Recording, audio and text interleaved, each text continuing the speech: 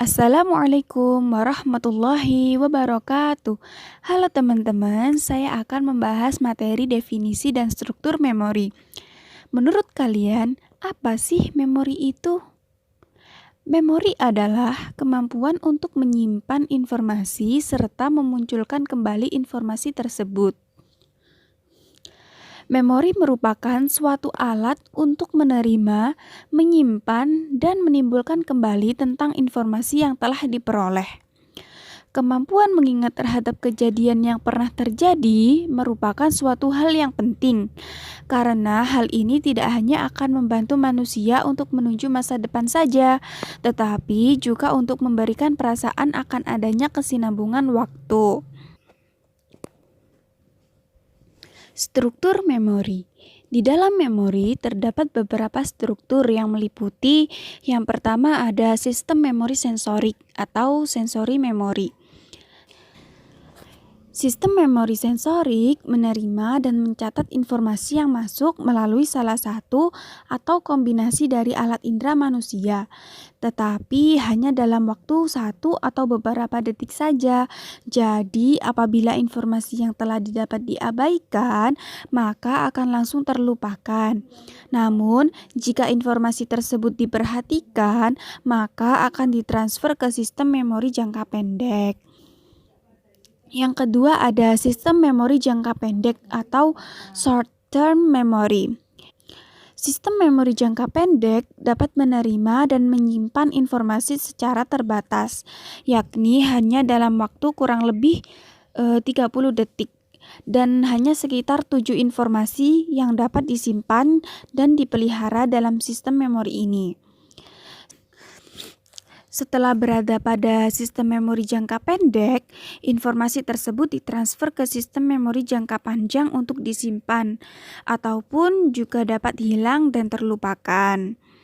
Yang ketiga ada sistem memori jangka panjang atau long term memory. Sistem memori jangka panjang memiliki kapasitas lebih besar dibandingkan dengan memori jangka pendek, sehingga mampu untuk mempertahankan informasi yang lebih kompleks. Dalam proses mengingat kembali, informasi yang didapat akan dikeluarkan dan akan masuk kembali dalam memori jangka pendek. Jenis-jenis memori. Jenis-jenis memori dibagi menjadi dua, yaitu daya ingat jangka pendek dan daya ingat jangka panjang. Daya ingat jangka pendek adalah sebuah sistem yang hanya dapat menampung ingatan kurang dari 1 menit. Jadi ingatan atau informasi akan hilang begitu saja jika kita tidak terus memikirkannya. Setiap orang memiliki perbedaan daya kapasitas memori jangka pendek dalam menyelesaikan tugas tertentu. Jadi untuk meningkatkan daya ingat jangka pendek kita perlu membaca banyak pengetahuan ataupun mendengar berita, sehingga kita semakin cepat dalam mengorganisasi dan menyerap informasi baru. Daya ingat jangka panjang. Daya ingat jangka panjang adalah tempat penyimpanan informasi dalam kurun waktu yang lama. Daya ingat ini dibagi menjadi dua, yaitu memori eksplisit dan memori implisit. Memori eksplisit. Memori eksplisit adalah sebuah memori yang berisi ingatan yang perlu diingat kembali dengan usaha yang sangat keras. Dalam pembelajaran, agar materi yang dibaca dapat masuk ke otak, biasanya kita perlu membaca kembali materi tersebut secara berulang-ulang ataupun mengerjakan soal-soal agar materi tersebut dapat tertanam di otak secara permanen. Memori ini juga biasanya disebut dengan memori deklaratif. Memori ini juga melibatkan memori semantik dan memori episodik. Memori semantik adalah sebuah ingatan yang berisikan sebuah fakta atau pengetahuan umum, sedangkan memori episodik adalah sebuah ingatan tentang pengalaman pribadi. Memori implisit. Memori implisit ini berbanding 180 derajat dengan memori eksplisit. Jika memori eksplisit itu perlu usaha keras dalam mengingat sesuatu, memori implisit ini tidak perlu usaha keras dalam mengingat sesuatu. Contohnya saja, seseorang menaiki sepeda tanpa perlu belajar bagaimana cara menaiki sepeda agar tidak jatuh. Namun secara otomatis ia sudah terbiasa menaiki sepeda tersebut. Memori implisit ini biasanya juga disebut dengan memori prosedural. Selanjutnya kita akan membahas apa saja faktor-faktor yang dapat mempengaruhi memori. Terdapat dua faktor yang mempengaruhi daya ingat kita, yaitu faktor internal dan faktor eksternal. Faktor internal ada apa saja, yaitu intelijensi yang dapat membantu siswa mengolah sebuah informasi baru dalam bentuk kemampuan berpikir sehingga siswa dapat mengingat dengan cepat. Yang kedua ada motivasi, yang ketiga adalah kondisi fisik siswa haruslah sehat. Yang keempat adalah modalitas belajar individu, bagaimana siswa tersebut memahami materi yang diajarkan sejak awal. Yang kelima adalah gangguan-gangguan. Yang keenam adalah emosi. Lalu kita akan membahas faktor eksternal apa saja yang dapat mengganggu daya ingat kita. Yang pertama adalah suasana lingkungan fisik, yaitu suasana lingkungan di sekitar kita. Yang kedua adalah suasana lingkungan sosial, bagaimana hubungan interaksi antar personil yang ada di lingkungan kelas. Sekian, begitu saja penjelasan tentang jenis-jenis memori dan faktor-faktor yang mempengaruhi memori. Lupa atau forgetting adalah hilangnya kemampuan untuk mengungkapkan kembali informasi yang telah kita terima atau yang sudah dipelajari. Lahai mengemukakan bahwa seseorang dapat lupa akan suatu informasi yang pernah diterimanya karena beberapa hal, yaitu yang pertama yaitu Dechey teori. Artinya, informasi telah terlalu lama tersimpan dalam memori dan tidak digunakan. Dua yaitu interference teori.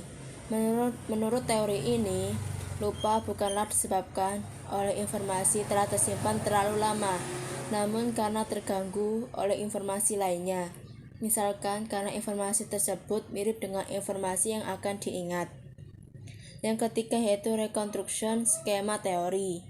Teori ini menyatakan bahwa informasi yang telah tersimpan menjadi sulit untuk diingat kembali bukanlah karena terlupa, namun karena muncul dalam bentuk yang distort atau muncul dalam bentuk yang tidak tepat. Yang keempat yaitu motivated forgetting. Teori ini menyatakan bahwa informasi tersebut menjadi hilang karena memang sengaja dilupakan, karena menimbulkan dampak negatif ketika mengingatnya.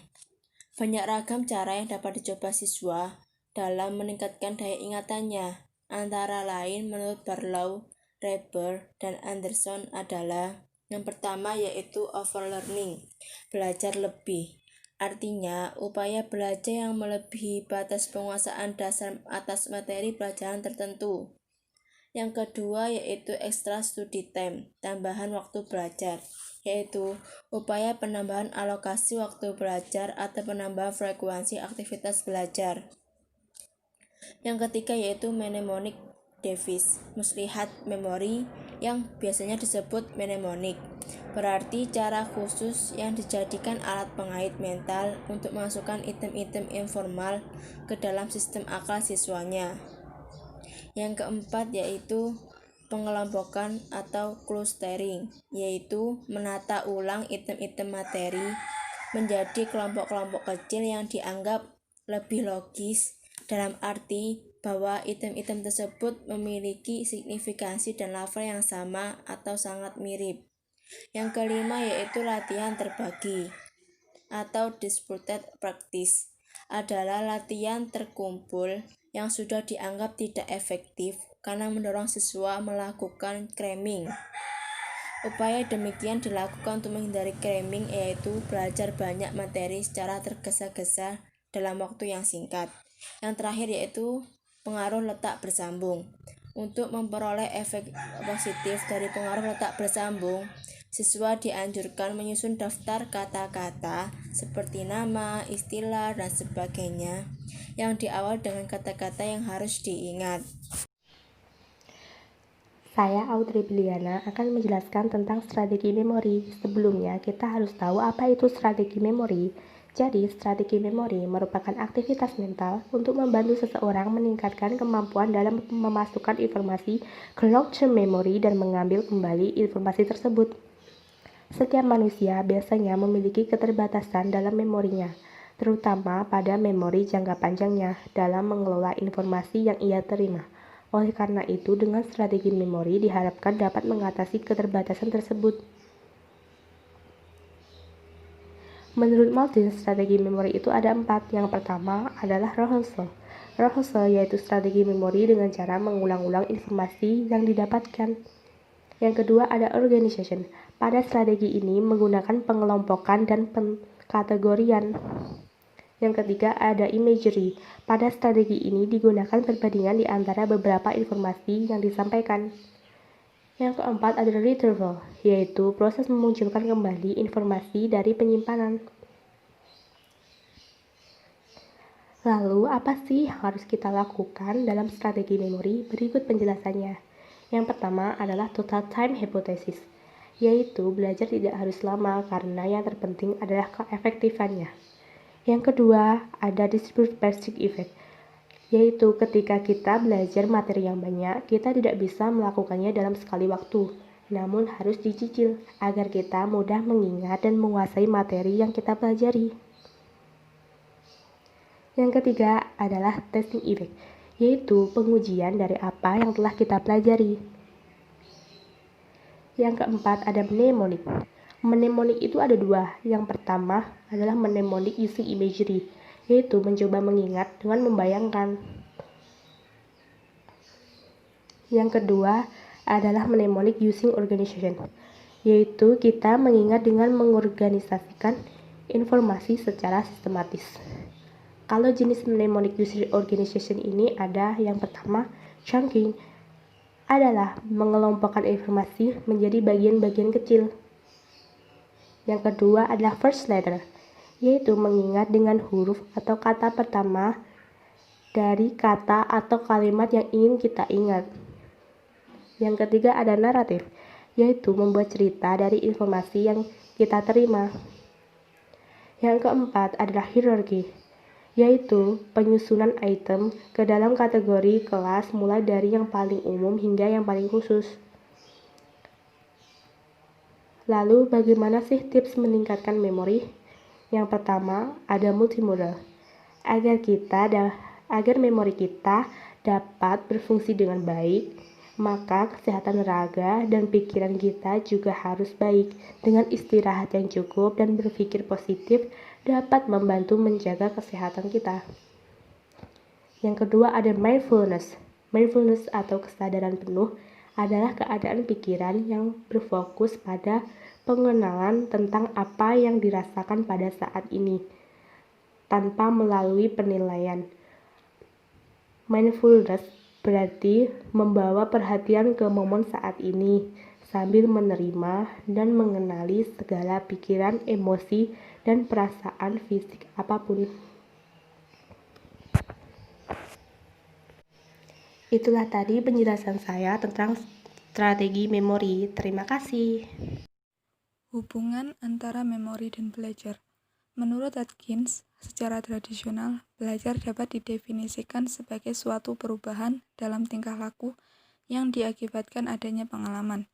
Sedangkan Cronbach menyatakan, belajar terlihat dengan perubahan perilaku sebagai hasil dari pengalaman. Menurut Spears, pengalaman belajar dapat diperoleh dengan menggunakan panca indera.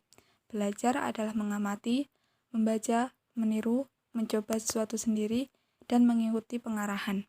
Sedangkan memori adalah kemampuan untuk menyimpan informasi serta memunculkan informasi tersebut. Lalu, bagaimanakah hubungan atau kaitan antara memori dan belajar? Dari penjelasan di atas tadi, dapat dilihat bahwa belajar adalah rangkaian kegiatan yang dilakukan secara sadar dan mengakibatkan perubahan berdasarkan alat indera dan pengalaman. Dan memori merujuk pada proses merekam pengalaman, lalu menyimpannya, kemudian kita bisa mengambil atau kembali mengingat pengalaman tersebut. Contohnya, seperti ketika kita membaca, kita akan menyerap informasi dari buku atau memasukkan data, lalu kita akan menyimpan informasi tersebut di dalam otak kita, dan akan terus mengingat-ingat informasi tersebut. Memori merupakan salah satu faktor yang ikut menentukan prestasi belajar seorang siswa.